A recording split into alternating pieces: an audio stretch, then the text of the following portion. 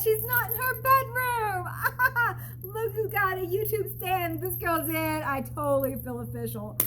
But I'm so excited to be coming at you every Tuesday with a topic to talk about. Oh my gosh, right? Hello.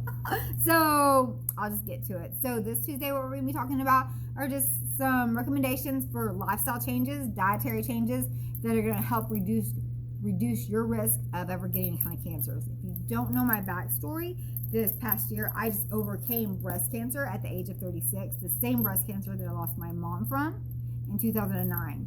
And then at age 15, I lost my dad from stress-related health issues.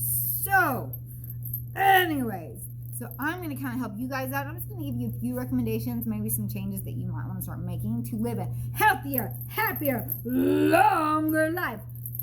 Stress-free, sugar-free. Hello, okay. So recommendation number 1, if you smoke, stop. 30% of all cancers are caused from smoke or being around smokers. So if you don't want to stop for yourself, stop for the people around you. Okay, recommendation number 2. Limit your consumption of alcohol per week. Now, if you are a wine drinker, you can have 2 glasses of wine, 4 ounces a glass, only twice a week for men and for women. I know, but I totally believe in de-stressing, because I feel like stress is the number 1 killer. I feel like stress is what leads to all these cancers and diseases and sicknesses. But hello, that's another topic. Anyways, okay, limit your alcohol consumption. That's the bottom line. Okay, now recommendation number 3: make sure that you're getting at least 30 minutes of physical activity a day.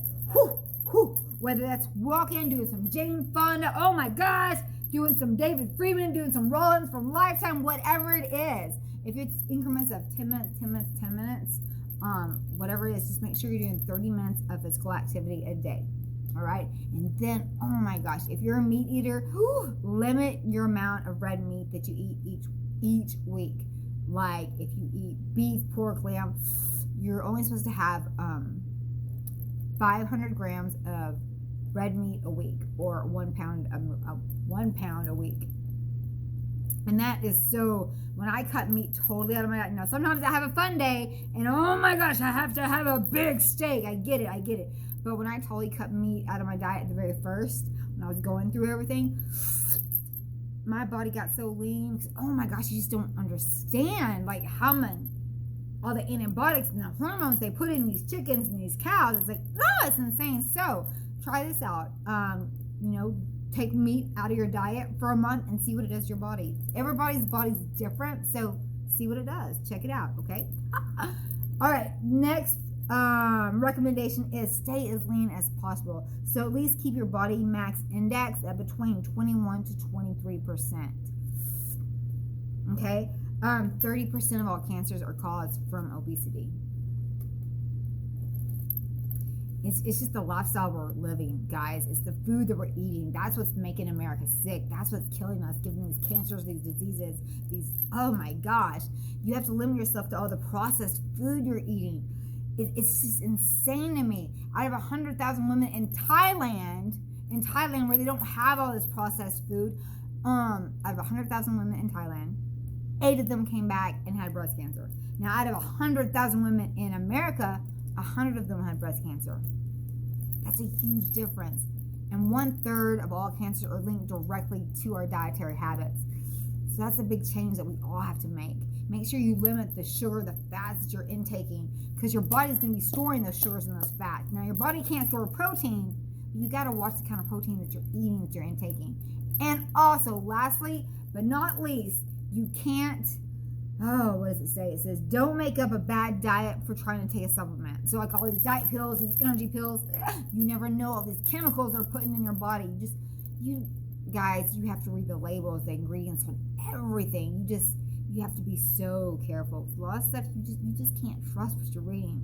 You can't. So you have to be super careful. So my philosophy is if I keep it fresh and from the ground, I'm good. And every once in a while, I'll have a steak. But it's an organic, grass-fed, no hormones, no antibiotics kind of steak.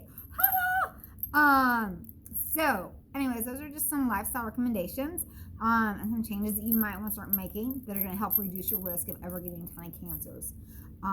It's crazy to me that only 15 to 20% of all cancers are handed down from like a genetic, like a bad gene from a parent. Like, and all 80% is like external factors. It makes sense. It makes sense though, right? So, oh my gosh. So I hope you got something out of that and you were kind of entertained, because that's my whole focus. I want to be entertaining, educational, friendly, and inviting, functional, and innovative. Ha! You already know. All right. So Talk About It Tuesday with Brooklyn. Stay tuned for what comes up Wednesday.